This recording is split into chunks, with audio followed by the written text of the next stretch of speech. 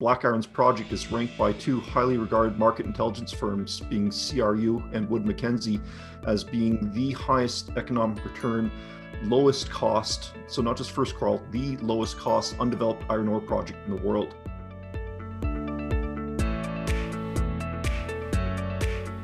Well, hello, welcome to Assay TV. Today I'm delighted to be joined by Matt Simpson, who is the CEO of Black Iron. Black Iron are developing the Shymanivske iron ore project in the Ukraine and have just announced a $75 million investment and offtake agreement with Cargill. So Matt, good to see you today. Congratulations on the deal, first of all. But before we get into the details of that, can you give our viewers some of the sort of highlights of your Shymanivske project? You've recently done a PEA there, I believe. Some of the headline figures from that. Yeah, it'd be great to. So I think it's important for your viewers to know that iron ore has actually been the highest price appreciating mainstream commodity over the past year. And Black Iron's project is ranked by two highly regarded market intelligence firms, being CRU and Wood Mackenzie, as being the highest economic return, lowest cost, so not just first quartile, the lowest cost undeveloped iron ore project in the world. And the reason why is quite simple, Leo. With iron ore being a bulk commodity, it's all about moving large volumes of material at low cost from where your mine is located to your end customer. And to do that, it's proximity to rail, port, power, and skilled labor. In our case, our project is located literally right beside the government-owned railway with surplus capacity, high voltage power lines that takes you to 5 different ports, and a city of 750,000 people where a skilled worker, if you can imagine, makes around $5 US an hour. So unbelievable for electricians, mechanics, welders to make around 10,000 a year.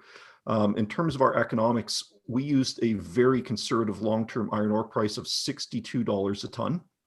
And the actual price today is about 230, so it's almost 4 times that number.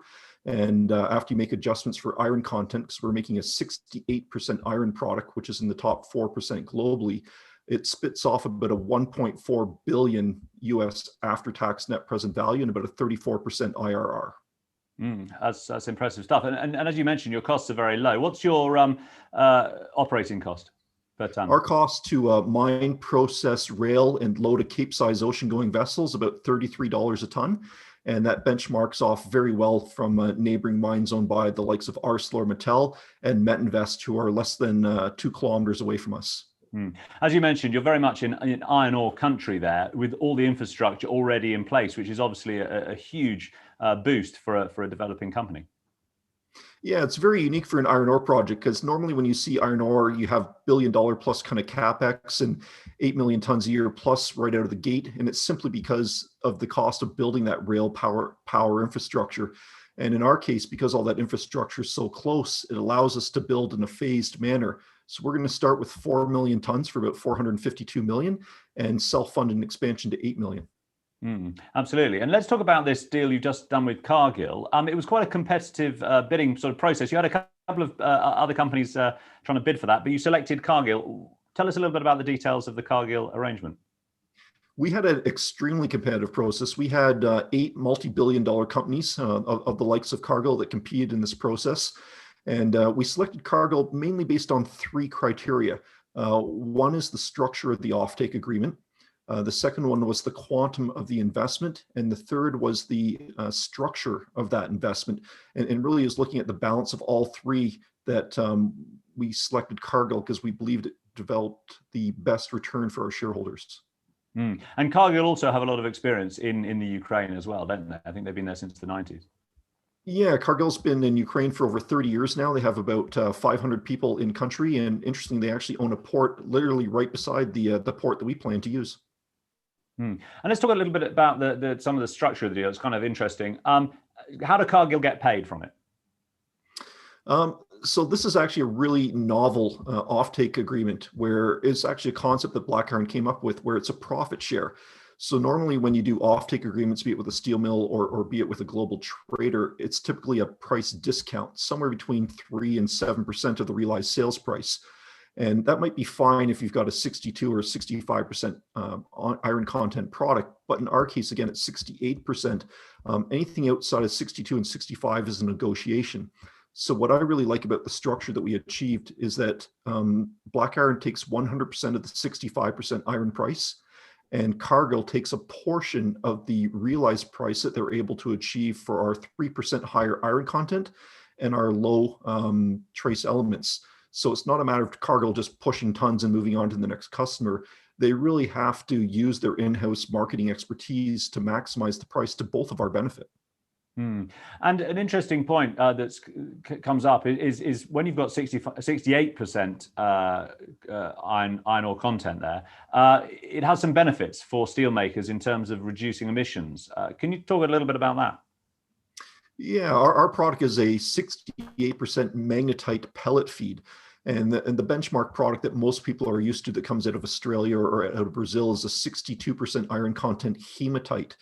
So in our case, because you're using a much higher iron content and because you're already at the size to make pellets as opposed to a fine material that needs to be sintered, it reduces the greenhouse gas emissions or CO2 equivalent by about 30% in making steel.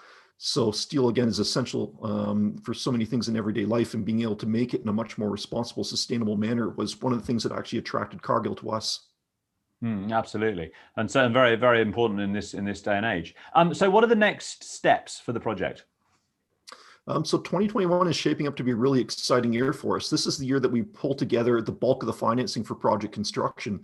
So we already have, in addition to the Cargill 75 million, a $100 million term sheet from a very prominent United States-based family office for a royalty. We also have heads of agreements with 3 different construction firms offering to put 65 million in. And we've got expressions of interest from some major European banks ranging between 260 and 300 million. So we've largely circled up all the funds that are required for project construction, and now we need to move those all to binding agreements. And in addition to securing all the funding, the other big thing we need to work on is transfer of land that's owned by Ukraine's government that's needed for construction of our plant, waste rock, and tailings. And in terms of how long that's going to take, but when do you think you'll be able to sort of get some shovels in the ground? We're hoping to have shovels in the ground early mid next year.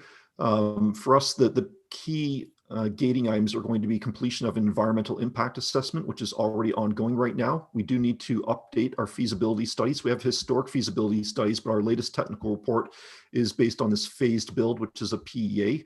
So there's no technical work, but we do need to bring all of the prices into firm price quotes, get that land transfer done, and then get all of our permitting in Ukraine completed. Excellent. Well, you've got a busy year ahead, but congratulations on the Cargill announcement. But thank you very much for joining us today and telling us all about your project. Thank you for having me on, Leo. Thank you, Matt.